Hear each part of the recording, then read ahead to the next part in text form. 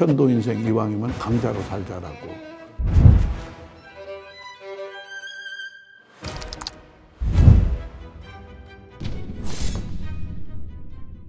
일단 현재로 오기 전에 네.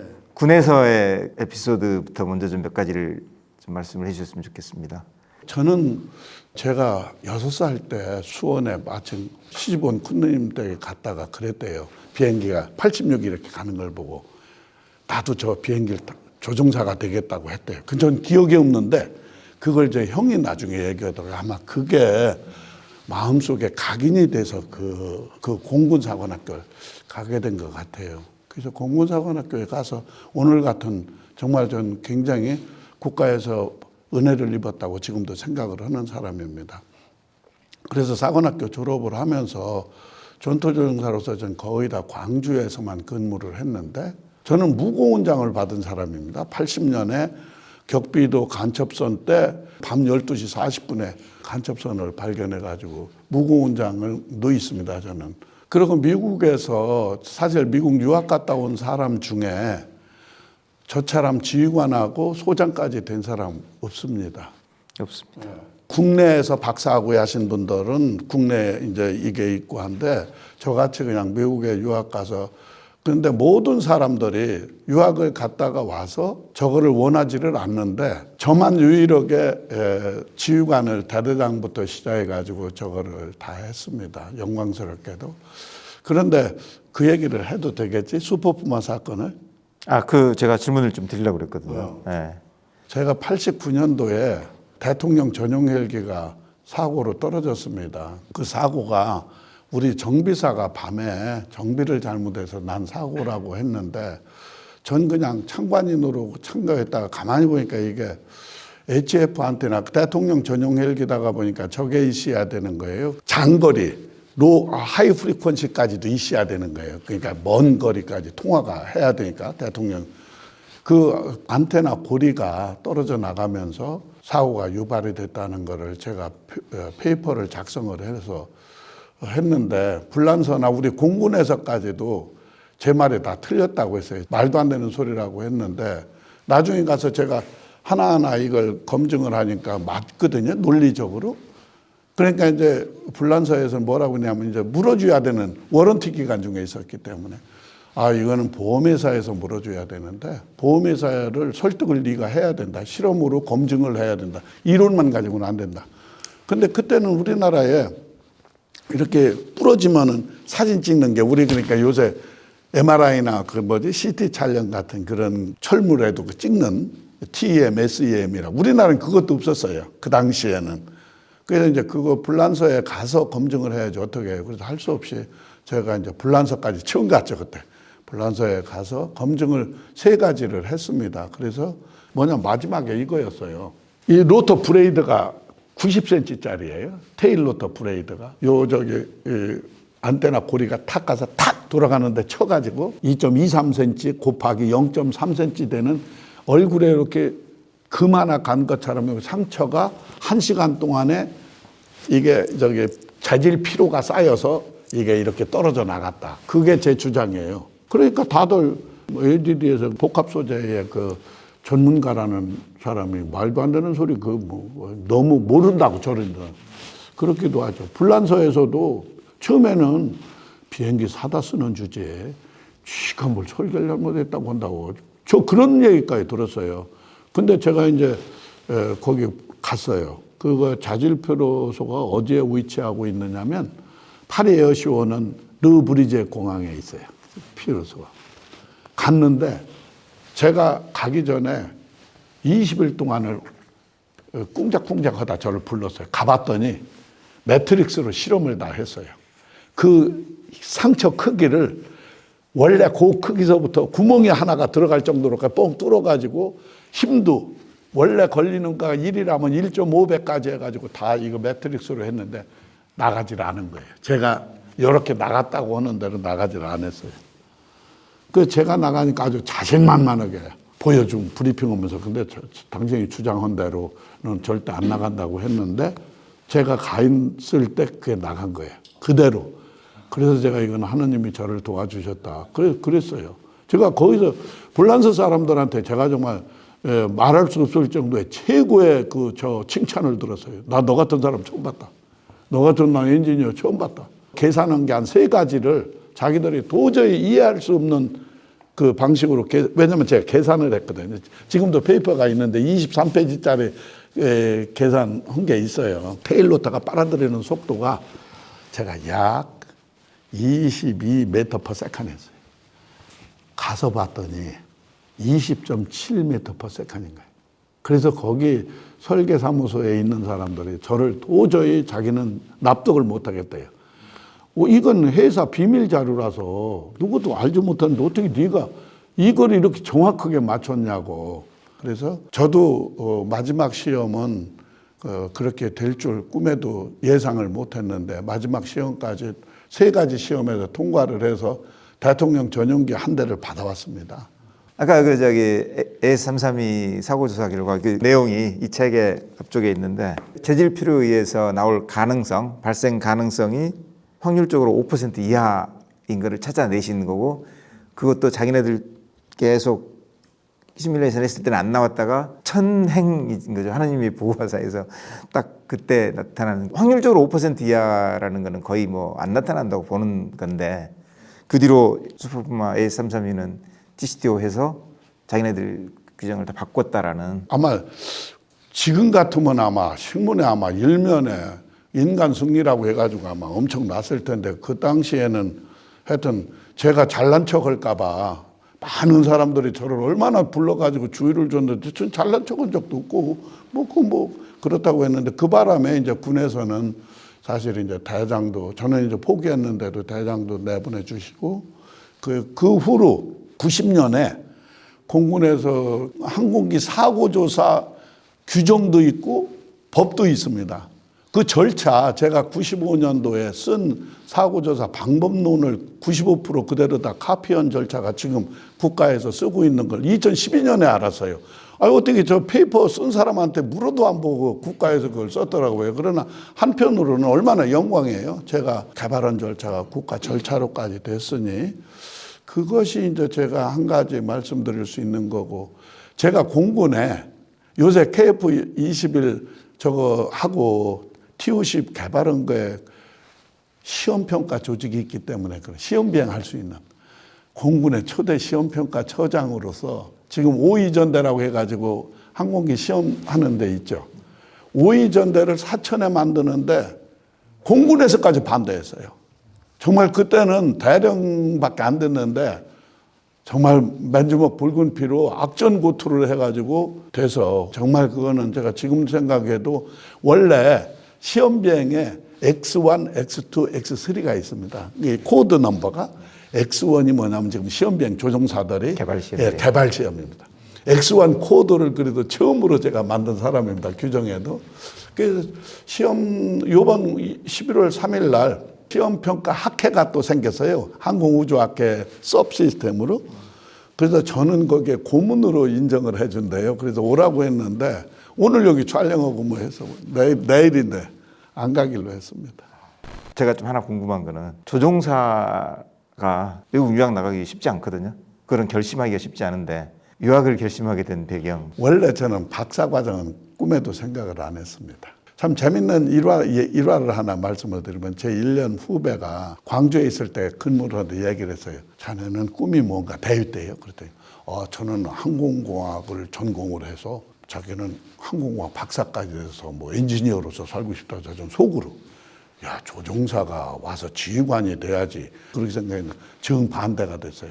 그 친구는 작전통으로만 컸고, 저는 반대로 생각도 않게 제가 항공공학을 전공을 해서, 그래서 해대원에 가서, 저는 사실은 제가 가장 자랑스럽게 하는 주장하는 학위가 한 가지가 있습니다. 남들이 없는 학위. 저는 엔지니어 디그리가 있는 사람입니다. 정확히 에어로노티컬 엔지니어입니다. 미 해대원에 가서 2년 반 코스로 가서 시간이 조금 있어서 저는 엔지니어 디그리까지 도전을 해서 엔지니어 디그리까지 받았고 왔습니다. 그래서 이제 엔지니어로서 그렇게 사는 거죠. 그래서 저는 라인으로 가서 공부 더 이상 안 한다고 했는데, 저 작전과에서 이제 부장이 저를 잡고 있는 거예요. 자기 좀 도와서 일을 하달라고. 근데 작사에서 위에서 전화가 왔어요. 제가 이제 거기 한 2달 저를 잡고 있으니까 작전부장 바꿔드렸어요. 너 왜 쟤를 다대로 보내라고 했는데 너 거기서 데리고 앉았는 거야. 박사를 간다고 해서 얘를 안 보내고 있다는 거예요. 저는 박사 안 간다고 선언을 했는데 그 양반한테. 그래서 제가 그런 생각을 한 거예요. 그분이 이제 11년 선배신데 야, 내 11년 모습도 저럴까? 거기에 제가 이 무지무지한 좌절을 느낀 거죠. 그래? 그럼 내 진짜 가지. 그래가지고 시험을 본 거죠. 5명 중에 1명을 뽑는데 그래서 저는 대련이 생각도 못했는데 제가 됐어요. 나중에 알고 보니까 국사시험을 잘 봐서 됐더라고요. 그때는 국사시험이 있었어요. 왜냐하면 이 정신상태 본다고 해서. 저도 어떻게 봤는지를 모르겠어요. 그렇게 시험이 어려웠어요. 근데 나중에 보니까 저는 76점을 맞았더라고요. 근데 같은 우리 후배들 4명은 40점도 못 맞았어요. 그래서 제가 선발됐더라고요. 왜냐면 영어 시험은 비슷하니까 저도 미국 가서 공부도 하고 해서. 그래서 뭐 그게 지금으로 보면 운명적으로 저는 그렇게 공부를 하러 가게 되지 않았나. 그리고 이제 한 가지 제가 지금도 자신 있게 이제 말씀드리는 건 전 미국에 가서 그런 생각으로 공부를 했습니다. 공군에 들어와서 무언가 도움이라도 되는 쪽으로 공부를 한다. 그래가지고 사실 미국에 가서 공부하는 동안 다 미친놈이라고 했습니다. 왜 미친놈이냐? 제가 박사 과정을 간 포드대학 항공과의 암스트롱이 거기 출신입니다. 근데 3년 동안 박사학위를 끝내기 위해서 지금 생각해 보면 남들이 초인적으로 살았다고 할 정도로 그렇게 살았어요. 근데 전 군인이니까 3년이면 3년이지 뭘 연장난 없다. 제 사전에는 연장은 없습니다. 그래서 3년에 끝내고 왔습니다. 그럼에도 불구하고 얼마나 해야 될 리서치가 많겠어요. 그런데도 공군에서 필요하다고 하면서 과목을 그렇게 다면서 제 지도교수가 너 할 것도 제대로 못하면서 뭘 하느냐. 그러니까 저는 지금 뭐 기상 쪽서부터 시작해가지고 산업공학에서 뭐 여기 하는 공군에 필요하다는 건 하여튼 가서 이렇게 찾아 들은 것이 즉 또 하나는 석자 교수들이 있거든요. 해대원에 있을 때도 그렇고 포드대학에 있을 때도 그런데 노벨상까지 타신 분들이 석자 교수가 되거든요. 석자 교수들 강의는 찾아다니면서 들었어요. 일부러라도. 그래서 지금은 제가 수학적 개념들과 사회의 자연현상하고도 연계할 정도, 전 엔지니어니까 그분들 강의를 쫓아다니면서 들은 것이 지금 와서는 도움이 된다고 말씀을 드릴 수가 있습니다. 근데 그렇게 공부를 하다가 보니 지금도 생각이 그게 있어요. 크리스마스 때는 그리고 연말 때는 그 4만 5천 명 되는 학생이 원래 빅10 그룹이라고 하거든요. 퍼두가 이제 빅10인데 빅10이 원래 학생 수가 2만 5천이 넘어야 빅10 그룹에 들어올 수 있습니다. 근데 거기는 제가 있던 데는 4만 5천 정도 되는 그렇게 큰 학교인데도 크리스마스 이브 날이나 연말 막년의 날은 학교가 불이 거의 없거든요. 그날 또 가서 불을 붙인 사람이 아마 어쩌면 제가 그래서 제 애들이 그랬어요. 아빠 오늘만은 아니야. 나는 그럴 수 없어. 나는 그럴 수 없다. 그때 썼던 전 지금도 일기를 씁니다. 다른 사람하고 특이한 거 아침에 출근하면 제일 먼저 하루 계획을 세웁니다. 그러고 나서 이 일기를 꼭 씁니다. 왜 그러냐면요. 제가 이제 아까 사업 분야에 시험평가 아까 했다고 했잖아요. 제가 한번 신보현이 나쁜 놈 해가지고 98년 10월 2일 날 한국일보 1면에 신보현 준장 나쁜 놈 해가지고 나왔습니다. 신문에 그렇게 한번 나오면요. 그걸 겪어보지 않은 사람은 모릅니다. 새벽에 그 전화를 받았어요. 청와대에 나가는 후배가 새벽에 전화가 왔어요. 5시 25분에. 지금도 정확히 기억해요. 선배님 이러신 적 있어요? 난 없는데. 근데 여기 이렇게 나왔는데요. 야, 너 나 알잖아. 그런 거 신경도 쓰지 마. 이러고 그냥 다시 잘라고 신문에 나? 가만히 누웠다가 벌떡 일어나서 이제 확인을 해봤더니 제가 린다김 사건에 연루돼가지고 어쩌고 저쩌고 나쁜 놈이라고 잔뜩 나왔더라고요. 진짜 전 숨긴 것도 없고 그래서 제가 속상해가지고 그 다음 날부터 일기를 쓰기 시작한 거예요. 그래서 저는 정직해야 된다. 아까 말씀드렸듯이 저를 지켜줬던 게 이제 그런 생각들을 하죠. 제가 FX 사업, 그러니까 F-15 사업 책임자로 됐다고 해서 공군 예비역 모임들을 가졌어요. 그래서 거길 갔는데 제가 5년 선배가 야, 신부인 너 요새 뭐 하냐? 예, FX 사업 제가 이번에 저 책임자로 했습니다 했더니 너 그러면 3년 후에는 큰 집에 가면 보겠구나. 그 무슨 말인지 아시죠? 큰 집에 가면 보겠다. 깜빵 가서 사업하면 그렇게 된다는 그 말을 들었는데 그래서 저는 별조사 다 받아봤다는 게 다 확인이 됐죠. 그런데도 한 3, 4년이 가더라고요. 그 신문에 한 번. 그러니까 일면에 나쁜 놈 나오고 10월 7일 날 이 사람은 아닙니다 하고 나오는데 저 7면에 요 많은 한 줄로다가 최하단 기사로다가 나온 거 누가 봅니까? 하여튼 그래서 나중에 보니까 그렇게 가더라고요. 조금 이제 시대를 전진을 시키겠습니다. 네, 그래. 전역하시고 이제 무기체계 연구소, 그다음에 무기체계 연구원, 지금 저 에어로 피에치엔테크 이렇게 되는데 무기체계 연구소 또 연구원 단계에서 연구하셨던 거 그 성과를 좀 제가 지금 생각을 하면은 제가 무기체계 연구소를 처음엔 연구소도 아니죠. 뭐 갔더니 당신 뭐 저기 여기 와서 건국대에 와서 연구소 한번 안 해보겠느냐. 그래서 이제 연구소라고 해야 과제가 있어야잖아요. 그래서 방사청 과제 한 2개 하면서 이제 시작을 했는데 2007년부터 했는데 제가 떠나온 2016년까지 16년 3월까지 한 10년에 과제를 60개 가까이 한 거예요. 그러면 1년에 몇 개 했다는 거예요? 제가 책임연구원으로. 그러니까 안 해본 게 없어요. 정책적인 과제서부터 시작해가지고 기술 과제까지. 그러다가 보니까 요새 과제 이렇게 나오면은 탁탁탁탁 제 이거 옛날 그거 저거 뒤지면은 안 한 게 없어요. 중복 안 되는 게 없어. 지금 찾아보면은. 그런데 그렇게 열심히 하다가 보니까 전 그래서 지금은 제 자신이 과학자라고 얘기를 합니다. 저는 여러분들 생각하는 거 일상이 좀 틀려요. 오늘 또 4시 반에 일어나서 6시에는 집에서 나와서 이제 사무실까지 50분 걸려요, 걸어서. 왜냐면 나이 먹으면 추하면 안 되잖아요. 그래서 제일 가서 30분 정도는 제가 성경을 보고 오늘 여기 와서 제대로 할 수 있도록 해달라고 기도도 하고 30분 동안 매일 제 마음의 양식을 먹습니다. 그러고 일 계획을 세우고 나이 먹으면 또 저거 해야 된다고 해서 매일 수학 문제 같은 걸 이제 컴퓨터에 풀어요.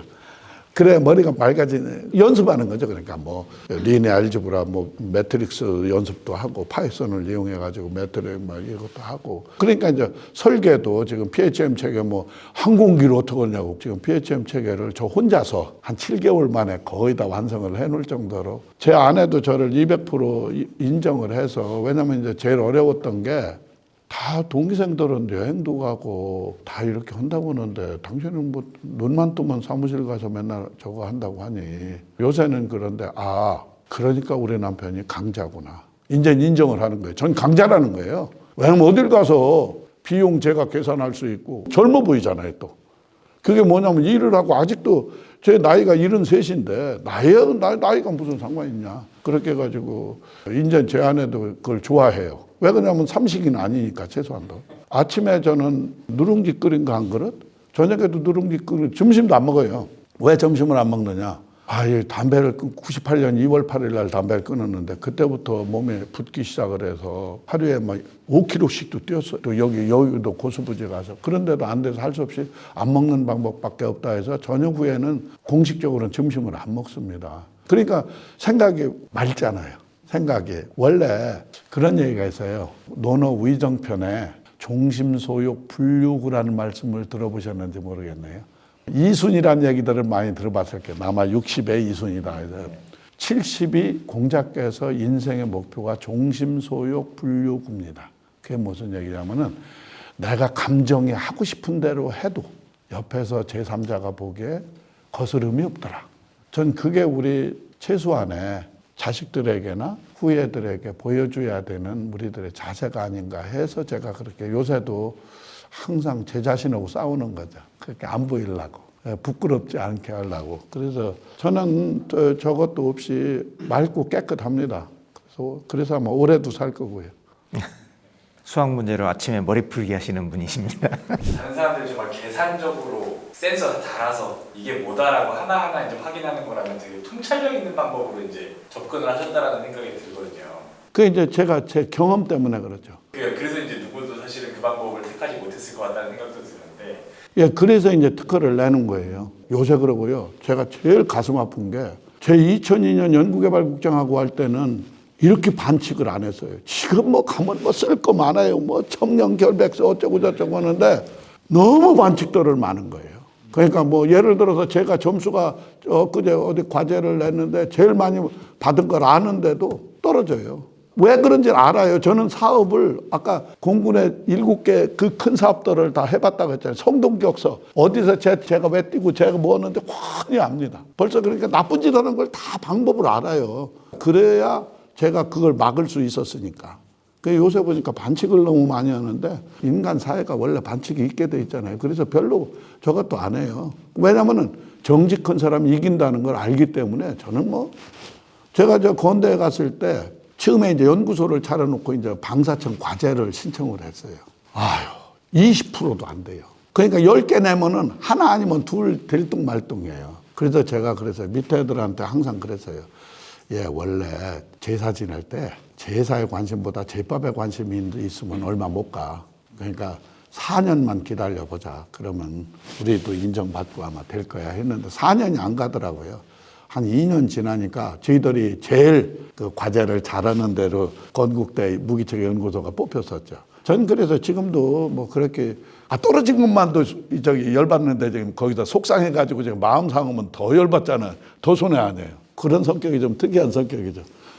떨어진 것만도 속상한데 거기서 내가 열받으면 야, 이중으로 손해보는 거야. 그래. 그러니까 뭐 별로 열받지 않습니다. 반칙도 스타트업이 넘어가야 될 과제 중에 하나겠죠. 그럼 반칙을 그거를 가지고 못 이기면요. 나이 먹은 사람들이 그래서 그냥 병들어 가는 거예요. 나이 먹으면 제일 조심해야 되는 거. 마음에 상처 안 받는 거예요. 그래서 제가 아침에 매일 성경을 보는 이유가 제 자신하고 싸우는 거죠. 그러니까 얼굴에 붉히지 말라고 그러는 거죠. 또 한 가지 제가 기분 좋았던 게 우리 저기 후배들 에어쇼 하는 거 있잖아요. 브레이크에 대해서 제가 좀 강조해서 말씀을 드릴게요. 얼마나 자랑스러운가를. 원래 에어쇼를 제트기들이 하면은 한정적이다 이렇게 얘기했습니다. 그래서 T50을 가지고 처음에 에어쇼를 한다고 할 때 다들 부정적으로 봤습니다. 왜냐면 에어쇼도 쇼입니다. 이렇게 창반하는 지휘관이 이렇게 앉아가지고 이렇게 보면 안 돼요. 그냥 이렇게 앉아서 앞에서 노려야 된다는 거죠. 그런데 전 세계에서 전투기들, 제트기들 가지고 그렇게 할 수 있는 기종들이 거의 없습니다. 미국에서 그래서 A4를 가지고 할 때도 무게를 줄이기 위해서 앞에 있는 불필요한 계기들 다 떼내버리고 다 장비도 떼내버리고 엔진을 더 센 엔진을 달아가지고 그래서 이렇게 A4를 가지고 이제 싱가포르 에어쇼나 이렇게 했었어요. 근데 우리도 그러니까 T50 가지고 그렇게까지 할 줄 몰랐죠. 근데 우리는 지난번에도 가서 보니까 다 눈 안에서 놀아요. 근데 우리가 2011년에 영국 공군 거기에 가서 전 세계 그 올림픽을 한 거예요. 에어쇼 올림픽에서 2011년에 최우수 상을 인기상까지 다 쓸고 왔어요. 근데 2011년에 갈 때 우리 비행기들 전부 5조각이런가 해가지고 가서 거기 가서 조립해가지고 했어요. 그러니까 지원이 그렇게 적어오지 않은 상태에서 했어요. 그래서 전 두 가지를 본 거예요. 전 세계에서 쇠젓가락으로도 쌀알을 주를 수 있는 건 우리밖에 없답니다. 그 얘기는 무슨 얘기냐면 그만큼 우리 기술들이 그렇게 좋다는 거예요. 그러니까 똑같은 비행기를 만들어도 한국 사람이 만들면 똑같은 걸 가지고도 섬세하게 이걸 만들 수 있다. 두 번째, 우리 조종사 후배들이 정말 한국에 그러니까 그거죠. 그래서 이번에 전 에어쇼를 30분 동안 하는 걸 처음 봤습니다. 30분을 했어요. 그래서 제가 그걸 보고 나서 다시 태어나면 내가 저거 되고 싶다. 근데 저 조종사 한번 되고 싶다. 우승 오기 전까지는 우리 브레이크는 흉내만 냈어요. 그동안 미국이나 다른 데도 하는 거 그거 똑같이 했어요. 근데 이제 우승을 하고 나니까 이제 남을 흉내 낼 수가 없잖아요. 자존심도 있고. 그래서 그 다음부터 이제 우리 후배들이 개발한 거죠. 그러니까 30분씩이나 할 수 있는 거예요. 이런 기술은 아마 우리 기술이 처음일 거예요. 같이 가면서 이렇게 도는 거. 이렇게 같이 돌 수 있다는 거 처음에는 목숨 내놓고 할 거예요. 그거 아무나 할 수 있는 기동 아닙니다. 그거는. 원래 에어쇼는 6대가들 합니다. 전 세계에서 8대를 하는 게 우리밖에 없습니다. 뭐 2대도 천만에요. 이게 2배 이상 더 어렵다고 보시면 됩니다. 그럼 우리 조종사들은 다들 깜짝 놀라는 거 어떻게 8대로다가 저렇게 기동을 하느냐. 근데 제일 어려운 게 다이아몬드 제일 꼭지 있는 사람이에요. 이 사람이. 그 사람은 제일 힘든데 8대면 어떻겠어요? 더 어렵지 않겠어요? 그런데 이제 거기서 기술적으로 한 가지를 더 말씀을 드리면 왜 그게 가능하냐. 원래 항공기 설계할 때는 이 항공기는 어느 속도에 최적으로 개발을 한다 해서 옛날에는 그런 식으로 개발을 했어요. 지금은 근데 프라이 바이 와이어라고 해가지고 전자식으로 해서 어느 속도에서든 최적의 성능을 발휘할 수 있도록 합니다. F5나 이런 항공기들은 옛날에 기계적으로 설계된 것들은 예를 들어 요건 300나트에서만 최적의 기동을 해. 요건 250나트야. 이제 그런 것도 있습니다. 전 그래서 기술력에다가 운용하는 그거를 보고 우리 한국인들의 저력, 저는 그걸 믿어 의심치를 안 해서 그래서 이번에 그렇게 막 너무 기분이 좋은 거예요. 한국인의 섬세한 기술력. 왜냐면 이렇게 생각하시면 돼요. K9 자주포 있잖아요. K9 자주포 똑같은 거로 터키에다가 줬잖아요. 그 처음에 터키 수출할 때 난리 났었어요. 2000대, 23년 요때. 왜 난리 났었느냐. 우리 지방 신문에서 우리 걸 갖다 그대로 기술 도입 생산이죠. 그렇다고 우리 신문에 났는데 터키에서는 자기들이 다 개발하는 것처럼 홍보를 한 거예요. 전 세계에서 터키 K9 자주포 팔았다고 하는데 들어보셨어요? 아니잖아요. 그게 바로 똑같은 도면을 갖다가 놔도 그 우리의 기술 수준, 한국인의 기술 수준이 그렇게 좋다는 거예요. 삼성전자에서 그 2나노, 3나노 이렇게 얘기를 해서 중국에서 흉내 뭐 요새 그런 것까지 나오던데 전 그래도 우리만큼 정교하지 못할 거다, 쫓아오지 못할 거다 하고 좀 좋은 쪽으로 생각을 합니다. 저기 잠깐 들어오시죠. 잠깐 들어오시죠. 누구세요? 조정래 장군. 가면서 아니 지금 나 만나기로 어제 해놓고 나서는 조상무님 그렇잖아요. 보고 싶었는데 FA50 PHM 개발하고 있어요. 말로만 맨날 떠들어봤자 소용없어서. 제가 오늘 혼나고 가겠습니다. 혼나더니 왜 무슨 말씀을.